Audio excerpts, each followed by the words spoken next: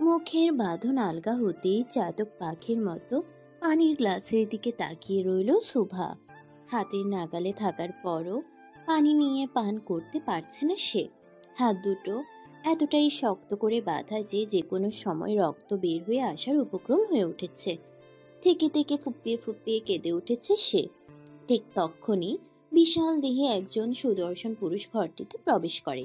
চোখে কালো সানগ্লাসটি খুলে ফু দিয়ে আবার পরে ফেলে সে। পরে সুভার সামনে দাঁড়ায়। লোকটা সামনে আসা মাত্র কলিজার পানি শুকিয়ে যায় সুভার। তো পরি, কি খবর বলেন আপনার? সুভা ভয়ে নিজের মাথা নিচু করে রাখে আর থরথর করে কাঁপতে থাকে। চোখে চোখ দিয়ে কথা বলার মতো সাহসটুকু নেই তার তামিম সরকারের সামনে। সুভার ভয় পাওয়া মুখখানা দেখে তানভীরের ঠোঁটের কোণে রহস্যজনক হাসি ফুটে ওঠে। পানি খাবে? সুভা মাথা নেড়ে হ্যাঁ বাচক সম্মতি জানায়। তামিম সামনে থাকা পানির গ্লাসটি নিয়ে সুভার সামনে ধরে আর মুখ থেকে কাপড় খুলতে যায়, কিন্তু কাপড় না খুলে গ্লাসের পানিগুলো সুভার মাথায় ঢেলে দেয়। পানি তো দূরে থাক পরি, আজকে থেকে তোর কি কি অবস্থা করবো তুই নিজেও জানিস না। ভয়ে আটকে ওঠে সুভা। পালানোর প্রায় সব পথই বন্ধ তার। চোখ দিয়ে এদিক ওদিক তাকাতে থাকে যদি কেউ এসে সাহায্য করে তাকে, কিন্তু ভাগ্যের নির্মম পরিহাস, আজকে কেউ আসলো না সুভাকে বাঁচাতে। তামিম সুভাকে বাঁধা অবস্থায় কাঁধে তুলে নেয় আর খুব জোরে জোরে পা বাড়ায় সামনের দিকে। আজকে থেকে তোর প্রতিটি রাতই হবে অমাবস্যা রাতের মতোই অন্ধকার, প্রতিটি দিন হবে মরুভূমির মতো খাঁখা। নিজেই নিজেকে শেষ করতে চাইবি তুই, কিন্তু পারবি না, আমি পারতে দিব না। তিলে তিলে শেষ হবি তুই। তামিমের কথা শুনে আরো দ্বিগুণ ভয় বেড়ে যায় সুভার। তামিম সুভাকে নিয়ে সোজা গাড়িতে ছুঁড়ে মারে আর গন্তব্যস্থানে পাড়ি জমায়। না, এত সহজে সুভাকে ছাড়বে না সে। সারা শহর খুঁজে বের করে সে সুভাকে। সুভা প্রাণপণে চেষ্টা করে পালানোর, কিন্তু তামিমের পাওয়ারের কাছে সে হার মানতে বাধ্য। রাজনীতিতে একটা প্রবাদ আছে, সিগারেটে টান দিতে দিতে সামনে পড়ে থাকা লাশটিকে উদ্দেশ্য করে কথাগুলো বলতে থাকে তামিম সরকার। ওর জীবনের সব থেকে বড় ভুল ছিল আমাকে বিশ্বাস করা। খুব অষ্ট হাসিতে ফেটে পড়ে গোডাউনের চারপাশটা। ওর লাশ কুত্তা দিয়ে খাওয়া আর হাড়গুলো বুড়িগঙ্গার নদীতে ফেলে দিয়ে আয়। তামিমের নির্দেশ মতো গার্ডরা 2 টুকরো করা লাশটাকে নিয়ে যায় মাটির ভিতরে রঙ্গমঞ্চ খানায়। তামিমের নির্দেশ মতো গার্ডরা 2 টুকরো করা লাশটাকে নিয়ে যায় মাটির ভিতরে রঙ্গমঞ্চ থানায়, যেখানে হিসাবের বাইরের লাশকে গুম করা হয়েছে। আজ অবধি কোনো হদিস পাওয়া যায়নি লাশগুলোর। অবশ্য যেখানে সরকার নিজেই খুনি, সেখানে লাশের হদিস পাওয়া দুষ্প্রাপ্য। তামিম সরকার তানভীর সরকারের বড় ছেলে, আর শ্রীনগরের বুকে রাজপুত্রের মতো পরিচিত এই নামটা আসলে একা কোনো সাধারণ মানুষের নাম নয়। এটা একটা ভয়, একটা নামের ক্ষমতা। প্লেন কালো পাঞ্জাবি, মুখে তীক্ষ্ণ দাড়ি, চোখে কালো চশমা। কেউ জানে না চশমার আড়ালে কি চলছে তার চোখ জোড়াতে, কিন্তু সবাই জানে ওর চোখের দিকে তাকানো মানিয়ে নিজের ভাগ্যকে মৃত্যুর হাতে তুলে দেওয়া।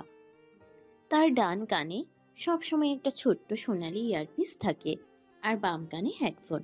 কেউ জানে না কাদের সঙ্গে সে কথা বলে, কিন্তু যাদের নাম একবার সেই হেডফোনে লিস্টেড হয় তারা আর কখনো আলোর মুখই দেখে না। শান্ত কিন্তু খুব ধারালো স্বরে কথা বলে তামিম, কিন্তু ওর নীরবতাও গুলি চালানোর মতো তীক্ষ্ণ। 28 বছর বয়সে এমপি হওয়া চারটেখানি কথা নয়, কিন্তু তার জন্য খুব কঠিন কাজও নয়। যেখানে রাজ্যের সরকার তার জন্মদাতা পিতা, সেখানে এমপি কেন চাইলেই যে কোনো পরিষদের যোগ দেওয়া যায়। তবে শুধু পলিটিক্স না, সব অন্ধকার, চোরাগুলি, সব রহস্য, সব অপরাধ, এমনকি মানুষের ভয়, সবই তার নিয়ন্ত্রণে। যখন সে রাস্তায় হাঁটে তখন সড়ক আপনাতেই ফাঁকা হয়ে যায়, কারণ সবাই জানে তামিম সরকার রেগে গেলে আইনও থমকে দাঁড়ায়। তামিমের কাছে ভয়ের থেকে বড় কোনো আইন নেই। তার বেপরোয়া জীবনী, মদের নেশা, খুন খারাপি, সবই যেন নিত্যদিনের ডালখানের মতো।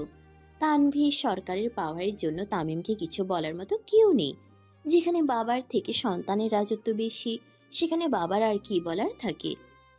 দিনের বেলা খুব দিনের বেলা যুব সাধারণের আইডল হয়ে ঘুরে বেড়ানো তামিম সরকার আর রাতের বেলায় রক্তের নেশায় মেতে থাকা তামিম সরকার ভিন্ন দুইজন মানুষ। আরশি নগরে নির্বাচনের হাওয়া বইছে, শহরের অলিগলি পোস্টারে ভরে গেছে। তানভীর সরকারের দল ক্ষমতায় ফিরতে মরিয়া। অবশ্য এমপি নির্বাচনে যদি তামিম জিতে যায়, তাহলে সংসদে ৩৫০টি আসন থেকে বেশি সংখ্যক আসনের জয়ী হওয়ার মাধ্যমে এবারও প্রধানমন্ত্রী তানভীর সরকারই নির্বাচিত হবে। তাই নির্বাচন নিয়ে খুবই আলোড়ন সৃষ্টি করে আছে তানভীর সরকারের দল। আর ঠিক এই সময়েই এক উঠতি জনপ্রিয় বিরোধী প্রার্থী সালমান হককে গুলিবিদ্ধ অবস্থায় পাওয়া যায় নিজ অফিসে। শুধু যে গুলিবিদ্ধ তা নয়, রীতিমতো দু টুকরো করা। কিন্তু ঘুণাক্ষরেও কেউ জানতে পারেনি ঠিক কী হয়েছিল সালমানের সাথে। খবর চারদিকে ছড়িয়ে পড়ে সালমান আত্মহত্যা করেছে, কিন্তু যারা জানে তারা জানে ওটা আত্মহত্যা নয়, গুলি ঢুকেছে ঠিক মাথার পেছন থেকে। আর নিজের হাতে গুলি চালানো সম্ভব নয়। ঘটনাস্থলে প্রথম উপস্থিত হন পুলিশ অফিসার রিদওয়ান রেজা। তিনি বুঝে যান এটা নেহাত দুর্ঘটনা নয়, কিন্তু তদন্তে নামতে না নামতেই উপর থেকে চাপ আসে, ফাইলটা বন্ধ করো, এটা আত্মহত্যা বলেই ডিক্লেয়ার হবে। সেখানেই ধামাচাপা পড়ে যায় কেসটি। এটা প্রথমবার নয় যখন এইভাবে কেস ধামাচাপা পড়ল। তামিমের সব থেকে তীক্ষ্ণ বুদ্ধির মধ্যে একটি কাজ হলো তার খুনের কোনো প্রমাণ থাকে না, যার জন্য চেয়েও কেউ তার বিরুদ্ধে দাঁড়াতে পারে না। ধীরে ধীরে তামিম এভাবেই আতঙ্কে পরিণত হয় সবার মাঝে। প্রতি রাতে তামিম সরকার ও তার দল বলে লোকেরা মদের নেশায় মেতে ওঠে ক্লাবে। আজও তার ব্যতিক্রম হয়নি। শত্রু আমাকে বিশ্বাস করেছিল, তাই ওকে মাটির নিচে পাঠানো আমার দায়িত্ব। খুব হই হুল্লাসে মেতে ওঠে তামিম আর তার দলের ছেলেরা। ভোট মানেই রক্ত, আর সেই রক্তের গন্ধে আমি মাতোয়ারা। পরদিন সকালবেলা নির্বাচনের প্রচারণা করতে আরশি নগরের প্রতিটি স্কুল এবং কলেজে নিজে উপস্থিত হন তামিম সরকার। আজও তার ব্যতিক্রম নয়। বরাবরের মতোই সাথে তার পঞ্চ পাণ্ডব, মাহির, পেটমোটা রফিক, কালামানিক, টাকলা মফিজ আর বোমা সাকিব। আর সাথে খোলা জিপ ভর্তি ছেলে নিয়ে গেছে আরশি নগরের একটি একটি কলেজের কালচারাল প্রোগ্রামে। যুব সাধারণের আইডল হিসেবে প্রায়ই চিফ গেস্ট হয়ে থাকেন তাকে তামিম সরকার। ট্রেন যাওয়ার ফলে কিছুক্ষণ দাঁড়াতে হয় তামিমের সব গাড়িগুলোকে, আর ঠিক তক্ষণই ইতিহাস সাক্ষী হয় এক নতুন পাগলামিতে ভরা প্রেম কাহিনীর। নরম আলোয় ঝলমল করছে এক অপূর্ব রূপী রমণী। থেকে থেকে টিস্যু দিয়ে খাম মুছতে থাকে সে। মৃদু বাতাস তার অবাধ্য চুলগুলোকে উড়াতে সক্ষম হলেও গরম কমাতে সক্ষম হলো না। বেশ বিরক্তি নিয়ে ট্রেনে যাওয়ার জন্য অপেক্ষা করছে সে রমণী, আর তাকে চোখের নজরে বন্দি করছে তামিম। তামিম এক পলকে তাকিয়ে আছে সেই রহস্যময়ী রমণীর দিকে, যেন নজরই সরছে না। ভাই, ভাই, ও ভাই। এভাবে মাহির ৩-৪ বার ডাকে তামিমকে, কিন্তু কোনো লাভ হয় না। তামিম এক নজরে তাকিয়ে থাকে সেই রহস্যময়ী রমণীর দিকে, আর ঠোঁটে মৃদু হাসি দিয়ে বলে, তার চোখে দেখেছি আমার সর্বনাশ। কেঠায় আপনার সর্বনাশ করছে ভাই? আমারে কন খালি হাত ভাঙ্গে ভিতরে হান্দাই দিমু। বোমা সাকিবের কথা শুনে তামিমের ধ্যান ভাঙে, আর সে এক পলক তাকায় সাকিবের দিকে। সাথে সাথেই ট্রেনের পথ ক্লিয়ার হয়ে যায়, আর সেই কাঙ্ক্ষিত রমণীটিও হারিয়ে যায় তামিমের নজর থেকে। শালার ভাই, কথা বলার আর জায়গা পেলি না, একটুর জন্য চলে গেল। কেটা চইলা গেল ভাই? তোর মরা বাপ। তামিম তার খোলা জিভ থেকে চারপাশে ভালো মতো তাকাতে থাকে, যদি সেই রহস্যময়ী নারীর দেখা পাওয়া যায়। কিন্তু ভিড়ে হারিয়ে যায় সে। খুব বিরক্ত নিয়ে বিদ্যালয়ে পৌঁছায় তামিম। তামিম যাওয়া মাত্র তাকে ফুল দিয়ে বরণ করা হয় আর প্রোগ্রামের দিকে নিয়ে যাওয়া হয়। প্রিন্সিপাল আর তামিম সবার সামনের আসরে বসেন। প্রথমে একটু ভাষণ আর পরে নাচের প্রোগ্রাম শুরু করা হয়। মাঝে মাঝে প্রিন্সিপাল আর তামিমের মধ্যে একটু আধটু কথোপকথনও হয়, কিন্তু কথোপকথনের এক পর্যায়ে কিছু একটা দেখে চোখ আটকে যায় তামিমের। সানগ্লাসটি খুলে এক দৃষ্টিতে তাকিয়ে থাকে স্টেজে দলীয় নৃত্য পরিবেশ করা এক রমণীর দিকে। সকালের দেখা পরম সুন্দরীকে যে সে এই সময় এখানে দেখতে পারবে তা কল্পনাও না করতে পারেনি তামিম। যতক্ষণ যাবৎ নাচ চলেছে ততক্ষণ যাবৎ এক দৃষ্টিতে তাকিয়ে থাকে তামিম। নাচ শেষে তামিমকে স্টেজে ডাকা হয় শিক্ষার্থীদের উদ্দেশ্যে বক্তব্য দেওয়ার জন্য। তামিম স্টেজে ওঠা মাত্র হাততালিতে ফেটে পড়ে চারপাশ। তামিম তার ভাষণ শুরু করে, কিন্তু কথা বলার এক পর্যায়ে তার চোখ পড়ে সকালের সেই রহস্যময়ী রমণীর দিকে। তামিম ভাষণ না দিয়ে কিছুক্ষণ চুপ হয়ে যায় আর মাইক নিয়ে সুভাকে উদ্দেশ্য করে বলে, সি গ্রিন শাড়ি পরা, লম্বা চুলওয়ালা, মাঝের সারিতে বসে থাকা মেয়েটি, স্টেজে আসো। তামিমের কথা শুনে সবাই হা মেলে সুভার দিকে তাকায় আর তাকে স্টেজে যাওয়ার জন্য বলতে থাকে। সকলের মধ্যে একটু ভয় কাজ করে সকলের মধ্যে একটু করে ভয় কাজ করে। করারই কথা, তামিমকে ভয় পায় না এমন মানুষ আরশিনগরে খুঁজে পাওয়া মুশকিল। চারপাশের সকলে কানাঘুষা শুরু করে দেয় রীতিমতো। সুভার বান্ধবীরাও বলতে থাকে যে সে কি এমন করেছে যে তামিম সরকার একা তাকে স্টেজে রাখছে। সুভা ভয়ে যেতে চায় না, জড়ো হয়ে বসে থাকে চেয়ারেই। তামিম কিছুক্ষণ অপেক্ষা করে স্টেজ থেকে নিচে নেমে সুভার দিকে আসতে থাকে। তামিমকে আসতে দেখে সুভা ভয়ে কান্না শুরু করে দেয়। সকলের মধ্যে থমে থমে নীরবতা চলতে থাকে। তামিম এসে সোজা সুভার পাশে দাঁড়ায়। তামিমকে দাঁড়াতে দেখে সুভা ধীরে ধীরে মাথা নিচু করে তামিমের সামনে দাঁড়ায়। সুভা দাঁড়ানোর সাথে সাথে তামিম তার হাত ধরে নিজের সাথে স্টেজে নিয়ে যায়। হঠাৎ সুভার হাত ধরাতে ভয়ে আত্মা শুকিয়ে যায় সুভার। তামিম ভিড়ের মধ্যে দিয়ে সুভার হাত ধরে নিয়ে যায় আর তার পাশে দাঁড় করিয়ে মাইক হাতে নেয় আর সুভার দিকে ইশারা করে বলে, শি ইজ মাই লেডি। তামিমের কথা শুনে সুভা চোখ বড় বড় করে তামিমের দিকে তাকায়। আজকের পর থেকে ওর আশেপাশে যদি কোনো ছেলেকে দেখেছি, সে যেন নিজ দায়িত্বে নিজের কাফনের কাপড় কিনে রাখে। তামিমও সুভার দিকে তাকায়। প্রোগ্রামে উপস্থিত হওয়া সকল শিক্ষার্থী এবং শিক্ষক শিক্ষিকার ভিতরে আতঙ্ক বাসা বাঁধে। যার ভয়ে আরশিনগরের কেউ কথা বলতে পারে না, তার নজরে সুভার মতো 19 বছর বয়সী একটি কিশোরী মেয়ে কিভাবে পড়ল। তামিম সকলকে ট্রেড দিয়ে সানগ্লাসটি খুলে তাতে ফু দিয়ে আবার পরে নেয় আর ভদ্রলোকের মতো সেখান থেকে চলে আসে। আর সুভা জড় বস্তুর মতো এখানেই দাঁড়িয়ে থাকে। তামিম যাওয়ার সময় হঠাৎ মাঝপথে থেমে যায় আর পিছনে ঘুরে সুভার দিকে তাকায়। এই পড়ি, আই লাভ ইউ। তামিমের ছেলেরা সবাই যে যার মতো সিটি বাজাতে থাকে আর তামিমের সাথে উল্লাস করতে করতে যেতে থাকে। আর সুভা স্টেজেই দাঁড়িয়ে থাকে। তামিম নিজের খোলা জিপে বসে লুকিং গ্লাস দিয়ে দেখতে থাকে সুভাকে। যতক্ষণ না বিদ্যালয়ের প্রাঙ্গণ ত্যাগ করে তার জিপটি, ততক্ষণ সে এক দৃষ্টি দিয়ে তাকিয়ে থাকে সুভার দিকে। সুভা স্টেজে দাঁড়িয়ে আছে, পুরো শরীরটা থরথর করে কাঁপছে। চারপাশের হাজারো চাহনি তাকে কুড়ে কুড়ে খাচ্ছে। ভেতরে ভেতরে আতঙ্কের ঢেউ উঠছে। এমন কেউ যার নাম শুনেই পুরো শহর কাঁপে, যার আইন সে নিজে তৈরি করে, যে কিনা সরাসরি তাকে লেডি বলে ঘোষণা দিল। ভয় আর আতঙ্কে সুভা একচুল পরিমাণও নড়ে না সেখান থেকে। কিছুক্ষণ পর প্রিন্সিপাল সাহেব একজন লেডি শিক্ষক নিয়ে তাড়াতাড়ি এসে তাকে নামিয়ে আনেন। সহপাঠী এবং শিক্ষকেরা কেউ কিছু বলতে সাহস করে না, শুধু চোখে চোখে সব প্রশ্ন করে। সুভা নির্বাক, কিছু না বলে কাঁদতে কাঁদতে বেরিয়ে আসে কলেজ থেকে। সেদিন রাতে আরশিনগরের তামিমের সবচেয়ে পছন্দের জায়গা হলো পোড়াবাড়ি। খানিকটা রাজা বাদশাদের আমলের মতো, স্যাঁতস্যাঁতে দেওয়াল, শ্যাওলা ধরা খোলা ছাদ আর গাছে ভরপুর, একদম মনোমুগ্ধকর একটি জায়গা। তামিম সুন্দর মতো নিজের ফোনে এক দৃষ্টিতে তাকিয়ে থাকে। সেখানে চলছে সেই দিনের প্রোগ্রামের ভিডিও রেকর্ডিং। তামিম একবার পেছনের দিকে ফিরে তাকায়, নিজের পঞ্চমাণ্ডবের দিকে। তামিম তাকানোর সাথে সাথেই তারা 5 জনই দূরে চলে আসে আর চারপাশে ভাগ হয়ে দাঁড়ায়। কালকেই মেয়েটার সব ডিটেলস চাই, নাম, বয়স, পরিবার, কোথায় থাকে, কি করে সব। পঞ্চপাণ্ডব ভয়ে ভয়ে মাথা নাড়ে, কারণ তারা জানে তামিম যখন কোনো কিছু চাই তখন সেটা আকাশের চাঁদ হলেও এনে দিতে হয়। তামিম হালকা হেসে আবার স্ক্রিনের দিকে তাকায়, চোখে সেই ভয়ঙ্কর রূপবতী নারীর ছায়া। এ কোন মরণ খেলার ইঙ্গিত পাচ্ছি রে? খেলা? মাহি সতর্ক হয়ে প্রশ্ন করে। দিলের খেলা, মহব্বতের খেলা। তামিম তার কালো চশমা খুলে ফু দিয়ে আবার পরে ফেলে। এই ফাঁদে পড়লে হয়ে যাবে আমার সর্বনাশ। কালা মানিক একটু ভাব নিয়ে বলে, ভাই আপনার জন্য তো কেউ ফাঁদ করে শান্তি পাবে না, দিন শেষে দেখবেন নিজেই সেই ফাঁদে পড়ে আছে।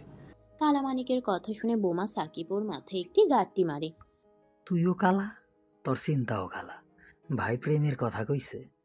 সবাই খুব উচ্চ স্বরে হেসে ওঠে আর তামিম আবার সেই স্ক্রিনে দৃষ্টি নিক্ষেপ করে বলে, ওয়েলকাম টু মাই লাইফ পরি। শিকদার বাড়ি। আজ বাসায় ফিরে মাকে কিছু বলতে পারেনি সুভা। অবশ্য অন্যান্য দিনও যে বলে এমনটা নয়। সুভা খুবই চাপা স্বভাবের একটি মেয়ে, শান্ত, বচনভঙ্গি সুন্দর, সবার কথা শুনে আর খুব মিষ্টি স্বভাবের। মইলুন হোসেন মইনুল হোসেন এবং ফাতেমা বেগমের বড় মেয়ে সুভা। সুভার বাবা একজন ব্র্যাক ব্যাংকের কর্মকর্তা হওয়ায় তেমন বেশি বাবার সাথে ঘনিষ্ঠতা নেই সুভার, কিন্তু বাবা বলতে অন্তঃপ্রাণ মেয়েটি, তাই বাবার মতোই ব্যাংকার হতে চাই সে। কিন্তু তার এই পড়াশোনার লক্ষ্যভেদ করে ঢুকে পড়েছে আর অন্য চিন্তা। সুভা রাতভর বিছানায় ছটফট করে, বারবার তামিম সরকারের সেই মৃদু অথচ হুমকিময় শব্দগুলো মনে পড়ে। She is my lady. ওর আশেপাশে কোনো ছেলেকে দেখেছি সে যেন নিজ দায়িত্বে নিজের কাফনের কাপড় কিনে রাখে। এই কথাগুলো সুভার মনকে তছনছ করে দেয়। সে সারা রাত খুব ভয়ে কাটায় আর অনেক উল্টো পাল্টা চিন্তা করতে থাকে। সে জানে এটা কোনো সাধারণ হুমকি নয়, এটা তার জীবনে শুরু হতে চলা এক অন্ধকার অধ্যায়ের সূচনা।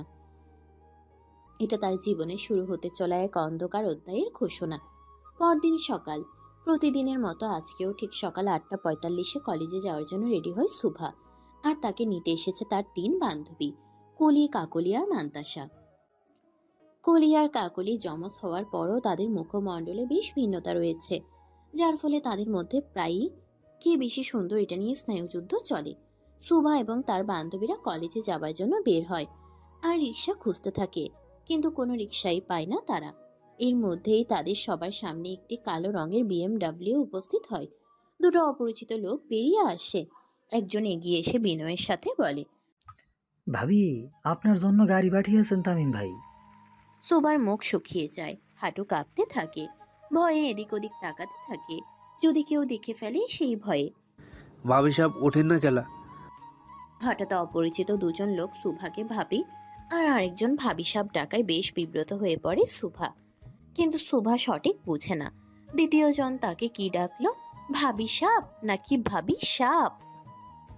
সুভা খুবই বিনয়ের সাথে বলল, দেখুন, আমি যেতে পারবো না, আপনারা প্লিজ চলে যান। কালা মানিক আবার বলে ওঠে, ভাবি আপনি যদি না আসেন ভাই কিন্তু কাম ফেলা আইব আপনারে নিতে। চোখ দিয়ে অঝরে পানি গড়িয়ে পড়ে সুভার, কারণ যাকে গোটা শহর ভয় পায় সে কেন এত মেয়ে থাকতে তার পিছনেই লাগলো। সুভা কোনো দিন কল্পনাও করেনি তার জীবনে এমন ঝড় আসবে। তামিম সরকার নামের। সুভা আর কোনো কিছু চিন্তা না করে তার 3 বান্ধবীকে নিয়ে সোজা জোরে জোরে রাস্তা দিয়ে হেঁটে চলতে থাকে সরকার বাড়ি। আর সে নগরের প্রাণ কেন্দ্রে অবস্থিত বিশাল ডুপ্লেক্স বাড়িটি সরকার ভিলা, যাকে সবাই সরকার বাড়ি নামেই বেশি চিনে। সাদা মার্বেলের মতো চকচকে ফ্লোর, বিশাল লন, কাচের জানালা দিয়ে দেখা যায় শহরের ব্যস্ততা। এই বাড়ির প্রতিটি ইটে, কাঠে, মার্বেলে মিশে আছে ক্ষমতার ঘ্রাণ। তানভীর সরকারের রাজনৈতিক প্রভাব এতটাই ব্যাপক যে এখানে দেশের হাই প্রোফাইল লোকরাও ঢুকতে সাহস পায় না। সরকার ভিলার বৈঠকখানায় চলছিল তানভীর সরকার ও তামিমের মধ্যে গুরুত্বপূর্ণ আলোচনা। আমি চাই না আপনি এই রাজনীতির জন্য কোনো বিপদে পড়েন বাবাজান। বিভিন্ন নেতাদের চোখ আপনার উপরে। তামিম ঠোঁটে এক চিলতে হাসি টেনে বলে, আমার ফোন নম্বরটা দেখলেই যেখানে তাদের প্যান্ট ভেজে যায় সেখানে নজর। আব্বাজান, আমি এমপি তামিম সরকার, পরে আগে আপনার ছেলে অর্থাৎ প্রধানমন্ত্রী তানভীর সরকারের ছেলে। আমার পেছনে লাগা সোজা না। তানভীর সরকার হালকা হেসে বলেন, আপনি শুধু আমার ছেলে না, আমার অমূল্য সম্পদ। তামিম আর তানভীর সরকারের কথার মাঝে ছোট করে তামিমের ফোনে একটি টেক্সট আসে, যেটা দেখার পরপরই তামিমের মুখের নকশা বদলে যায়। তামিম খুব রেগে সরকার ভিলা থেকে বের হতে থাকে। অবশ্য এর আগের কারণ তার শখের নারী। বোমা সাকিব আর কালা মানিকি বাড়িতে এসে তামিমকে টেক্সট পাঠায় সুভার গাড়িতে করে কলেজে না যাওয়ার জন্য। তানভীর সরকারের সাথে আলোচনা করতে থাকায় টেক্সটটি দেখতে তামিমের একটু দেরি হয়। টেক্সট দেখার 5-6 মিনিটের পর তামিম খুব রেগে বাইরে আসতে থাকে। তামিম বের হতেই তার পঞ্চ পাণ্ডব এসে হাজির হয়। অবশ্য তামিম যখনই রেগে বের হয় তখনই কারো কারো রক্তে নিজের হাত পরিষ্কার করে। তামিম জিপের কাছে আসতেই তার পঞ্চ পাণ্ডবও যে যার মতো জায়গায় বসে পড়ে। ভাই, কারে উড়াইতে হইব, নাম কোন খালি। বোমা সাকিব সবসময় উত্তেজিত থাকে মানুষ উড়ানোর ক্ষেত্রে। তার নিজ হাতে বানানো বোম দিয়ে সে এই পর্যন্ত অনেক মানুষকে উড়িয়েছে। তামিম কারো কথা না শুনে সোজা গাড়িতে উঠে বলে, গাড়ি সোজা সিটি কলেজের দিকে নিয়ে যায়। City college. রোদ ঝলমলে দুপুরে কলেজ চত্বর কাঁপিয়ে কালো জিপ এসে থামে। আর সে নগরের বাতাস যেন থেমে গেল তামিম সরকারকে নামতে দেখে। চারদিক কড়া নিরাপত্তায় ঘিরে ফেলে তার দেহরক্ষীরা। কেউ কিছু বলার আগেই সে উঠে যায় দ্বিতীয় তলার ক্লাসরুমে। দ্বাদশ শ্রেণীর বি সেকশনে। তখন সুভার ক্লাস চলছিল। সে খুব মনোযোগ দিয়ে ক্লাস করছিল। কালকের ঘটনার পর তার জন্য কলেজে আসা খুবই মুশকিল ছিল, কিন্তু বাবার স্বপ্ন পূরণে সে কোনো কিছু তোয়াক্কা না করে কলেজে আসে আর মুখ বুঝে ক্লাস করতে থাকে। সহপাঠীরা অবশ্য তাকে নিয়ে বেশ কানাঘুষা করে, কিন্তু তেমন একটা পাত্তা দেয়নি সুভা। ক্লাসে যখন সবাই খুব মনোযোগী, ঠিক তখনই তামিম আর তার পঞ্চ পাণ্ডবদের নিয়ে ক্লাসে উপস্থিত হয়। তামিমকে দেখা মাত্র শিক্ষক ক্লাস বন্ধ করে দিয়ে দাঁড়িয়ে পড়ে, আর ক্লাসে পিন ড্রপ সাইলেন্টে নীরবতা বিরাজ করে। সবার মুখে ইতিমধ্যে একটা ভয় চলে আসে। তামিম সোজা সুভার বেঞ্চের সামনে দাঁড়ায় আর সুভার দিকে তাকিয়ে থাকে। তামিম দাঁড়ানো মাত্র সুভার সহপাঠীরা উঠে অন্যদিকে চলে যায়, আর সুভা মাথা নিচু করে তখনও বসে থাকে।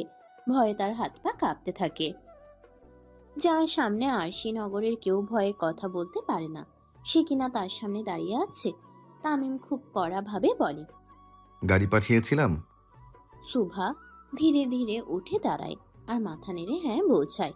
তামিম খুব জোরে ছাড়ি দিয়ে উঠে সুভাকে। তো আসিসনি কেন?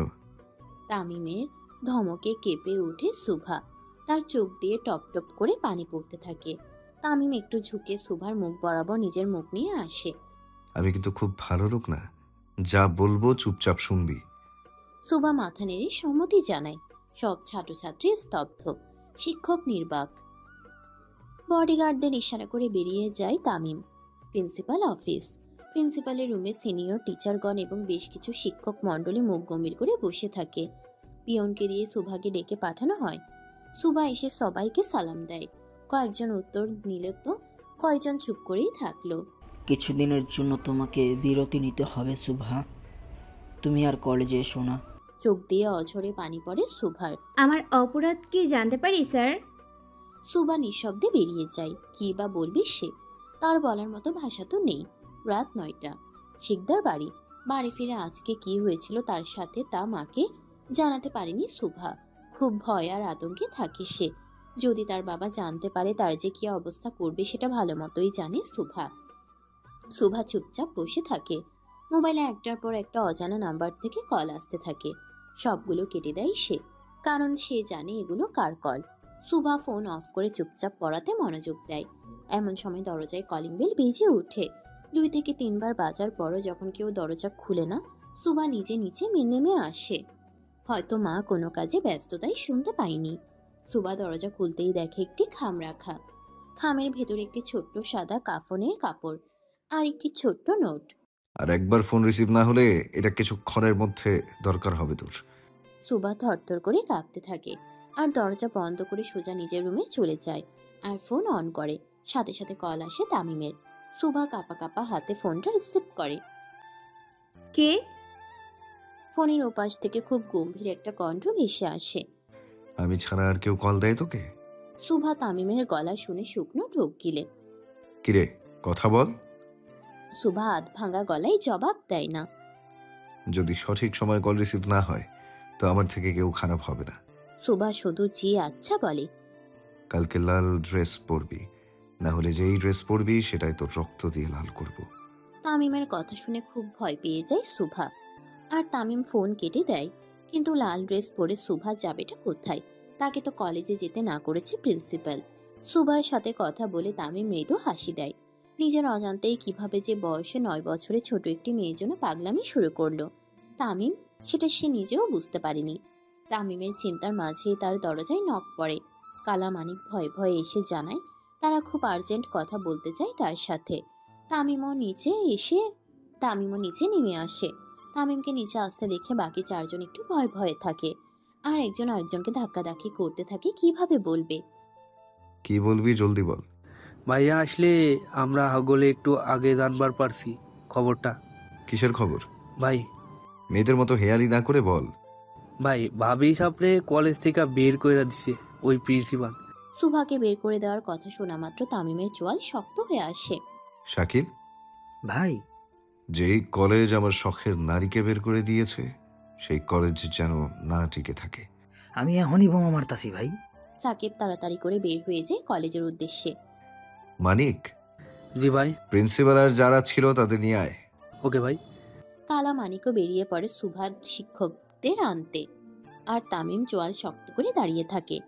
এত বড় কলিজা কার সে দেখবে আজকে। তামিমের চোখের রং রাগে রক্তিম বর্ণ ধারণ করে। কেউ তার শখের রমণীকে অসম্মান করেছে মানে তাকে অসম্মান করেছে। আর এই আরশি নগরে যে তার নাম রঙ্গমঞ্চ থানায় লেখা হয়ে গেছে তা নিশ্চিত শতভাগ। পঞ্চ পাণ্ডবরা যে যার কাজে খুব সুন্দর মতো লেগে গেছে, কারণ তারা জানে আজ যদি এক চুলো ভুল হয় তাহলে তামিম তাদেরও শেষ করে দিবে। ঠিক তখনই ফোন আসে কালামানিকের। ভাই, লোকজন রেডি, প্রিন্সিপাল, সেকেন্ড মাস্টার আর 3 জন টিচার সবাই গাড়িতে।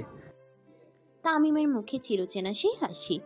রঙ্গমঞ্চ থানায় নিয়ে আয়, আজকে ওদেরকে শেখাতে হবে সরকার কারে কয়। রঙ্গমঞ্চ থানা টিচারদের এক এক করে নামানো হয়। সবার চোখে কালো কাপড়, হাত বাঁধা। তামিম চেয়ার ঘুরিয়ে পায়ের উপর পা তুলে বসে। এক এক করে সবার চোখের কাপড় খুলে দেওয়া হয়। প্রিন্সিপাল, যিনি তার বউকে কলেজ থেকে বের করে দিয়েছে, আর সাথে আর কয়জন সহযোগী। কিরে, কে তোকে ক্ষমতা দিয়েছে আমার শখের নারীকে বের করে দেয়ার? প্রিন্সিপাল কাঁপতে কাঁপতে বলে। স্যার মাফ করবেন, আমরা জানতাম না ও আপনার পছন্দের। তামিম মৃদু হাসে। আমার শখের নারীকে না চেনার অপরাধ পুরো আরশিনগর দেখবে এবার। তামিমের কথা শুনে সকল শিক্ষক ভয়ে কাঁপতে থাকে আর কান্নায় ভেঙে পড়ে। কিন্তু তাতেও মন গলেনি তামিমের। তারপর ইশারা করে সাকিবকে। শিক্ষা দে এদের।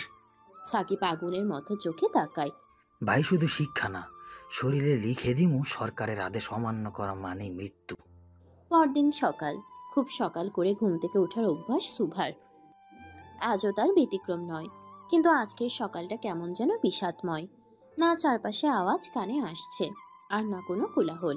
কেমন যেন নিঃস্ব লাগছে সবকিছু। সকালে চারপাশ কেমন যেন অস্বাভাবিক শান্ত, কিন্তু এমন তো হয় না সচরাচর। সুভা একটুর জন্য বারান্দায় যায়, যেয়ে দেখে পুরো রাস্তা ফাঁকা। হয়তো সে আজকে খুব তাড়াতাড়ি উঠেছে। সুভা ফ্রেশ হয়ে নিচে আসে। মা রান্না করে আর সুভার বাবা টিভিতে কিছু একটা দেখছে। একটাই খবর, আরশি নগরের নামকরা কলেজে আগুন, 3 জন শিক্ষক গুরুতর আহত, প্রিন্সিপাল নিখোঁজ। নিউজটা শোনা মাত্র সুভার পা ঠান্ডা হয়ে যায়। ভয়ে তার চোখে পানি চলে আসে। ঠিক তখনই সুভার বাবা তাকে পিছনে দাঁড়িয়ে থাকতে দেখে।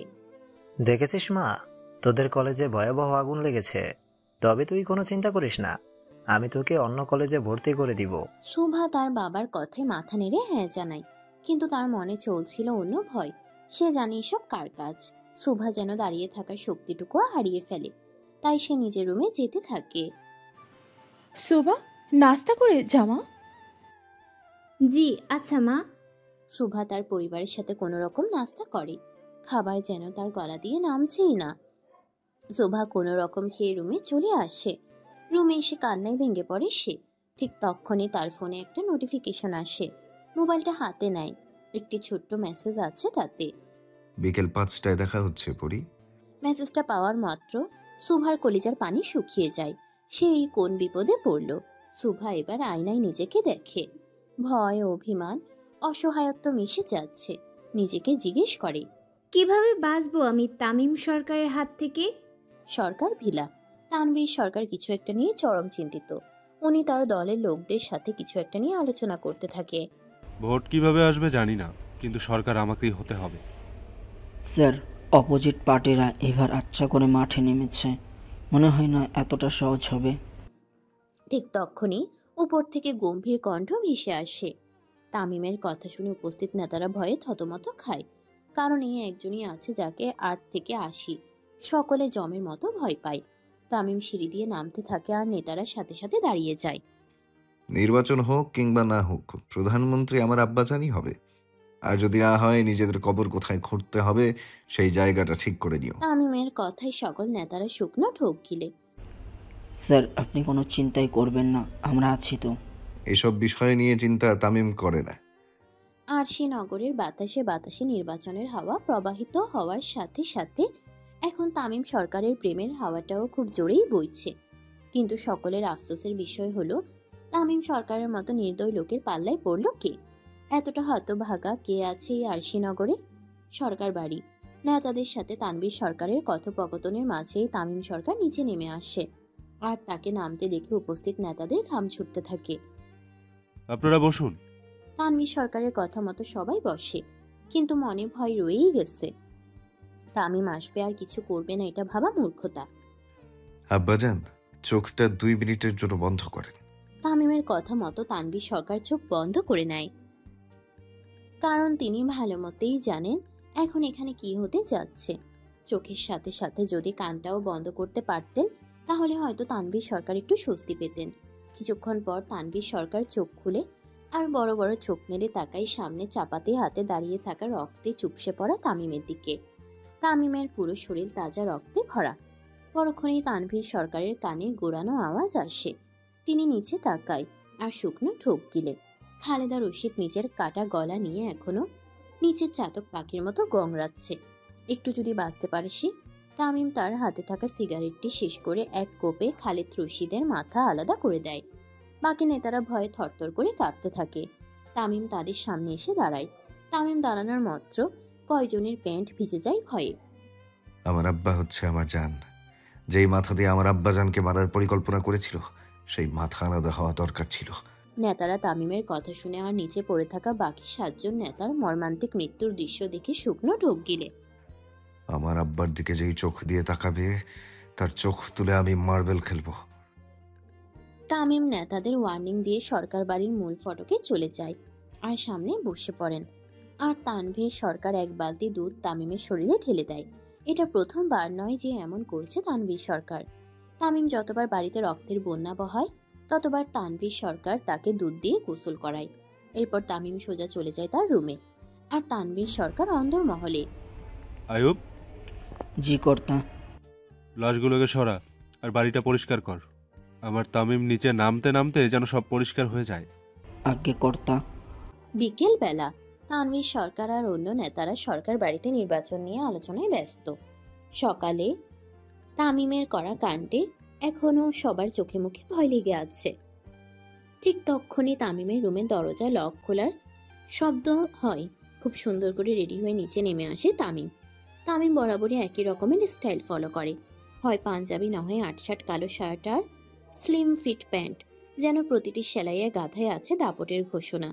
এক হাতে ফোন, অন্য হাত পকেটে, চোখে কঠোরতা আর মুখে দুনির্বার দাপট, হাতে মোটা স্বর্ণের ব্রেসলাইট আর চোখে চিরচেনা সেই কালো সানগ্লাস। তামিমকে নামতে দেখে চারপাশের মানুষগুলো নিঃশব্দে সরে দাঁড়ায়, যেন হাওয়া থেমে যায় তার এক পা ফেলার শব্দে। তামিম নামতে নামতে বলে, ক্ষমতা মানে চেয়ারে বসে থাকা না, ক্ষমতা মানে আমি হাঁটলে রাজপথ নিজে থেকে ফাঁকা হয়ে যাওয়া। কথাটি বলতে বলতে তামিম চলে যায়, আর নেতারা ওইভাবেই তার যাওয়ার দিকে তাকিয়ে থাকে। সারা সকাল দুপুর খুব ভয়ে কাটে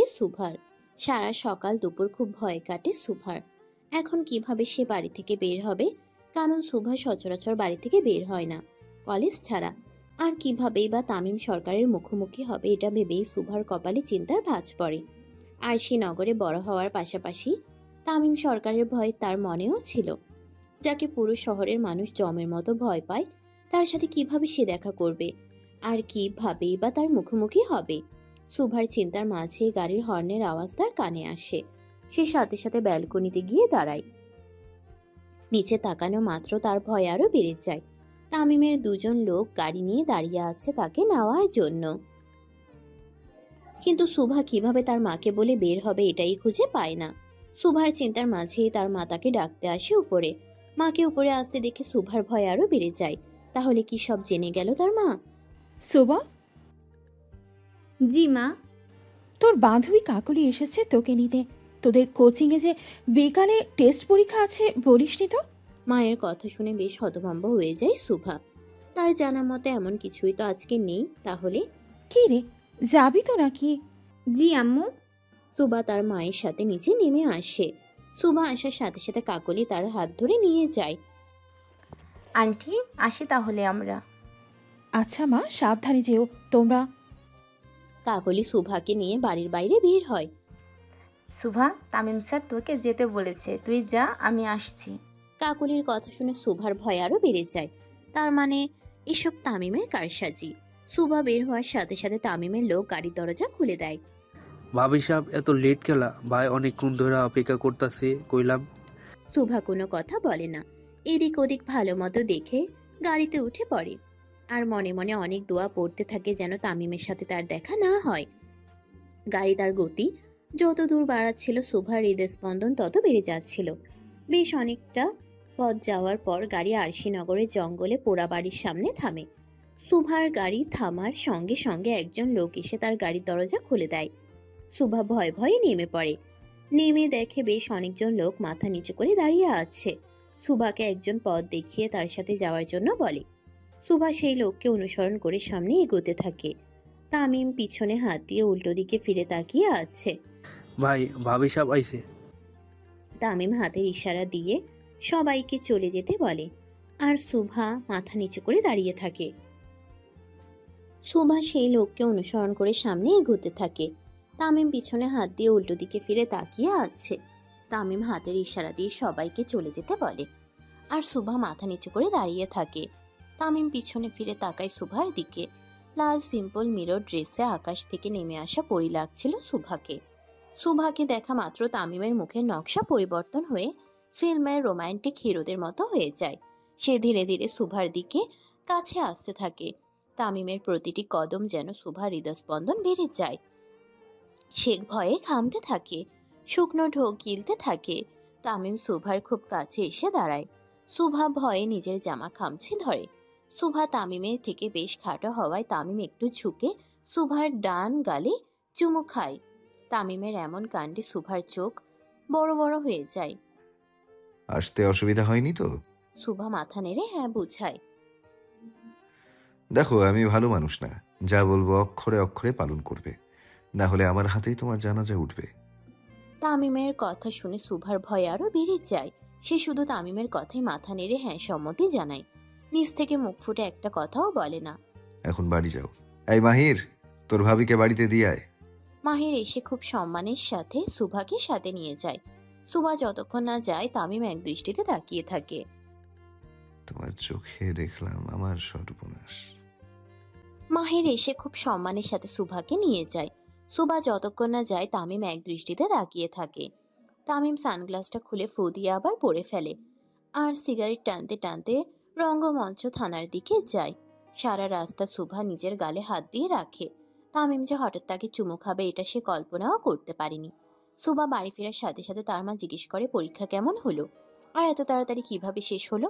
সুভা কোনো রকম বাহানা করে নিজের রুমে চলে আসে আর দরজা বন্ধ করে দেয়। দরজা বন্ধ করে খুব জোরে জোরে সুভা কান্না করতে থাকে। বারবার তামিমের বলা কথাগুলো তার মনে পড়ে যাচ্ছিল। সে যদি তামিমের কথা না শুনে তাহলে তার মৃত্যু নিশ্চিত, এটা তো সুভা বুঝে গেছিল। অবশ্য তামিমের ভয়াবহতার কথা সুভা এর আগেও শুনেছে। যাকে সবাই ভয় পায় সেই পড়ল সুভার গলায়। সুভা নিজের নিয়তির কথা ভেবে খুবই ভেঙে পড়ে। সভার কান্নার মাঝেই তার ফোনে ভিডিও কল আসে তামিমের। তামিমের ছবি ভেসে ওঠার সাথে সাথে সুভার কান্না আরো বেড়ে যায়। এইভাবে দুইবার কল ধরে না সুভা। ঠিক তখনই তার ফোনে মেসেজ আসে। আমাকে খারাপ হতে বাধ্য করো না। You can't handle me. তামিমের টেক্সট পাওয়ার সাথে সাথে সুভা তাকে কল ব্যাক করে আর ভয়ে ভয়ে তাকায় তার দিকে। তামিম কিছু না বলে কিছুক্ষণ সুভার দিকে তাকিয়ে থাকে, তারপর ফোন কেটে দেয়। আর সুভাও স্বস্তি নিঃশ্বাস ফেলে। কিন্তু পরক্ষণে আবার তার ফোনে টেক্সট আসে। See you tonight. টেক্সটটা দেখা মাত্র সুভার আতঙ্ক আরো বেড়ে যায়। টু নাইট মানে? তামিম আসবে রাতে? মানে সি ইউ টুনাইট। তামিম আসবে রাতে তার সাথে দেখা করতে? সুভা কি করবে কিছুই বুঝতে পারে না। একদিকে তামিমের ভয়, আরেকদিকে তার পরিবারের। কোথায় যাবে সে? সরকার বাড়ি। ইলেকশনের প্রচারণা শেষে তানভীর সরকার বেশ ফুরফুরে মেজাজ নিয়ে ছোট বড় সকল নেতাদের নিয়ে সবেমাত্র খেতে বসেছিল সরকার বাড়ির বিশাল ডাইনিংয়ে। আর তাদের খাবার পরিবেশন করছেন সরকার বাড়ির কর্ত্রী আয়েশা সরকার। নরম স্বভাবের আয়েশা সরকার ছেলে বলতে অজ্ঞান। ছেলের সম্পর্কে কেউ বিন্দু পরিমাণের কটু কথা বললেও তার চোখের বিষ হয়ে যায় সে। ইলেকশনের প্রায় প্রতি রাতেই আয়েশা সরকার নিজের হাতে রান্না করে নেতাদের খাওয়ান। এখন এটি একটি পরম্পরায় পরিণত হয়েছে বলা যায়। গিন্নি, আপনার ছেলে কি ফিরেছে? আয়েশা সরকার মুচকি হেসে বলেন, কর্তা, আপনার ছেলে কি কখনো আপনার আগে ফিরেছে? তানভীর সরকার একটি দীর্ঘ নিঃশ্বাস ফেলে খাওয়াতে মনোযোগী হন। তামিম যে কখন ফিরবে এটা একমাত্র তামিমই জানেন। শত চেষ্টা করেও তামিমকে ঘরে আটকে রাখতে পারেননি তারা। খাওয়া দাওয়ার মাঝেই তামিমের জিজ্ঞাসার শব্দ ভেসে আসে। তানভীর সরকার সদর দরজার বাইরে তাকিয়ে থাকেন। ছেলে যেহেতু এসেছে তাহলে একসাথেই খাবেন বলে, কিন্তু তামিমকে দেখে তার চিন্তার অবনতি ঘটে। সরকার বাড়ির মূল ফটক হতে তামিম সরকার আসছে। এক হাতে একটি মানুষের কাটা মাথা, আরেক হাতে তার চিরচেনা সেই গোল্ডেন চাপাতি, যা রক্তে রঞ্জিত, আর চোখে কালো চশমা যাতে একটু রক্তের ছিটেফোঁটা লেগে আছে।